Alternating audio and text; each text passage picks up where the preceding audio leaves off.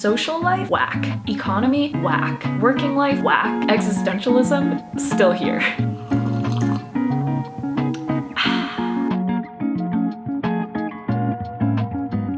Hello, my internet friends. Today I'm gonna share 6 very honest lessons that I have learned in graduating college. I know a lot of my friends are graduating very soon in either May or June. I graduated last year in 2019, and I would just love to share some thoughts that I have experienced in my post-graduation life. So lesson number 1 is that your social life will become a big challenge. Right now, your social life is probably gonna be a larger challenge for obvious reasons given the current circumstances, but after graduating I found that I had to be very, very deliberate about how I spend my time with people. For some people this comes more naturally than other people, but for me personally, I really struggled to maintain good social interactions and good social relationships upon starting my full-time job. When we're in school, it is very easy to see people. You're constantly surrounded by other students, and there's always events and things that you can go to. Everyone also lives really close to each other, so it's very easy to see your people. But now it has become much more deliberate when I want to see people. Maybe for the first month of working, I did not make any plans to see other humans. Aside from my coworkers or my housemates or my significant other, I really struggled to make plans to see people because I could not figure out when in my schedule I would fit people in. Just because the nature of working is that you have to be at a certain place for a extended period of time, it gets very exhausting and it's really hard for you to figure out when you're gonna make plans to see other people. So my tip for kind of managing this a little more is setting Google Calendar invites to your friends. This is something that I found personally worked for me. I'll pick like a date and time that I have available and be like, yo, Bob and Joe, I haven't seen you guys in a long time. Are you free at this time and this day? Let's get lunch or let's go to a bar. Sometimes I have even sent very unsolicited Google Calendar invites to some of my friends to try and catch up, and it'll literally just say like, this time, this location, we drink in. And yeah, that is something that I have personally found to be very effective. I guess what I'm trying to say is that generally your social circumstances change a lot. I have found that it was a difficult adjustment for me at first, but kind of narrowing in on some ways to help increase your social interactions was really beneficial for my overall mental health. Lesson number 2 is that the economy is extremely fragile. As we are all very aware right now, the economy is in absolute shambles, and this is not really something that I expected to go into after graduating. For some of my friends who are seniors right now and about to enter the workforce, I can't even imagine what a stressful time this must be, and I am incredibly sympathetic to that. But I think this has also been a really important lesson for a lot of us. I've realized how important it is to have some degree of financial stability or have a savings plan or emergency fund. It's definitely a very big reality check on my more practical side. I tend to be in more of like a whimsical, like find your passion and do all the art things, and then the economy crashes and I'm just kind of like, oh wait, I guess money is important to a degree. But as soon as you have some sort of income, I feel like one of the first things that we need to start doing is being responsible with our finances and figuring out a means to saving for emergencies. And if you guys are interested in seeing how I have been personally organizing or managing my finances, just let me know in the comments below. I am absolutely not a finance pro, but yeah, just let me know if you'd be interested in seeing how I organize some of the things that I have been. Lesson number 3 is that work life is just weird.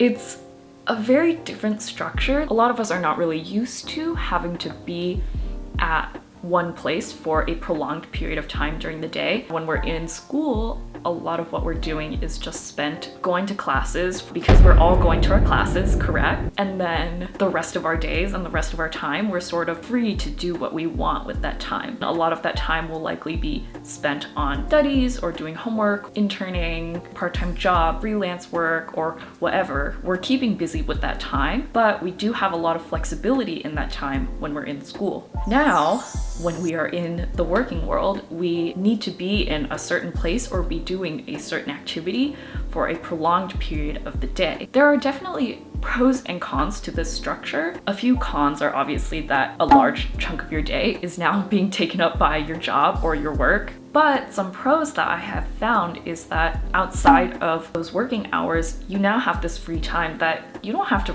do anything in.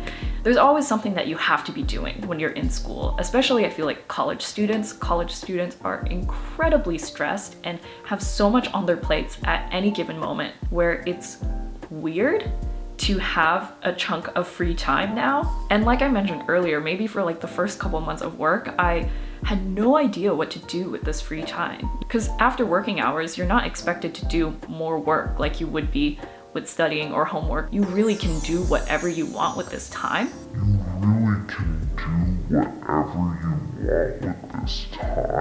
When I went into college, I dropped all my hobbies basically, and now it's weird because I have a little bit of free time again. So I think generally my personal experience was that having this structure was definitely a challenge for me at first. I found myself getting in my head a lot and being really tough on myself, but I definitely have found that after a few months now of working full-time that I've adjusted into this mindset a lot more and have found much more beneficial ways to use that time. So be easy on yourself as you're adjusting into your first job. We will get used to it over time, and I do think that in the long term, this structure is really, really nice for our overall lives and well-being.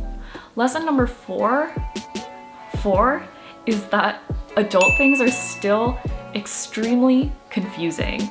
Just because we put on our big boy pants and our sashes does not mean that we completely understand how to do adult things. It's actually really terrifying for me going into the adult world and realizing that I didn't know how to do so many things. Scheduling doctor's appointments, dentist appointments, eye appointments, exercising, health insurance, 401k, finances in general. And honestly, it has just been extremely difficult just to manage really basic human things like going outside and eating broccoli. But again, I think that this is just something that takes a while to figure out and adjust to. And one thing that actually helped me a lot too was if you have like a friend, a sibling, or someone who's just like a couple years older than you, I found it really helpful for me to talk to them. Super helpful for me in just trying to figure out how to do these basic adult things and walking me through them and understanding where we are coming from. Coffee break.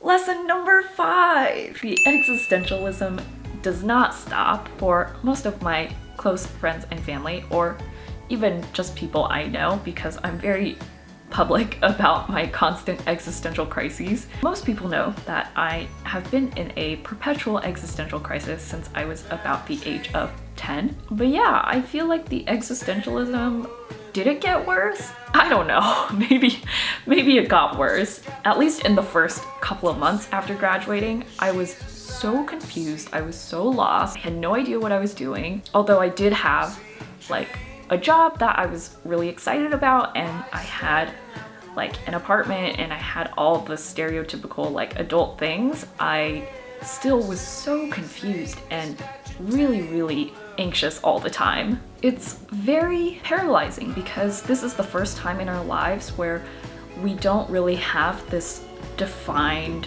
structure for us. Growing up, a lot of us are constantly in the structure of school and we're required to do all these different things, and people are constantly telling us what to do, how to do them, what we should be doing. And now nobody's telling us what to do anymore. And we're like, we have freedoms, we have choices, we have time. So it's crazy because we're in our first jobs and all we're thinking about is this gonna be the rest of my life? Is this gonna be what I'm doing every day for the remainder of my existence?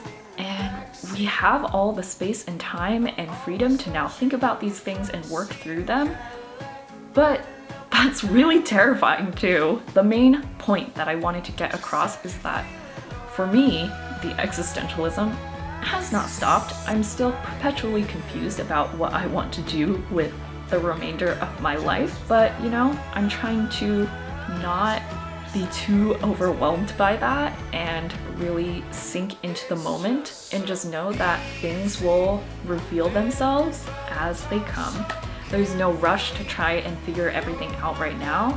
We have all the time in the world. So yeah, the sixth and final lesson that I wanted to share is that this period in your life is not going to define you. This goes hand in hand with lesson 5 on existentialism. This time period is a really weird transitional time period, and a lot of us are going through really major life changes and are going to be facing a lot of weird emotions. Post-graduation life is an extremely weird period, especially for those of you who are graduating right now. For me personally, graduation was maybe a little bit more stressful than it was exciting. Obviously, I was very proud of my achievements, and you guys should be too. It's an incredible thing to graduate from university, but it's kind of a big landmarker that marks the end of a larger chapter of our lives. This is not the time to be comparing your life to other people's lives. This, at the end of the day, is just your personal journey and your understanding of what you want to do.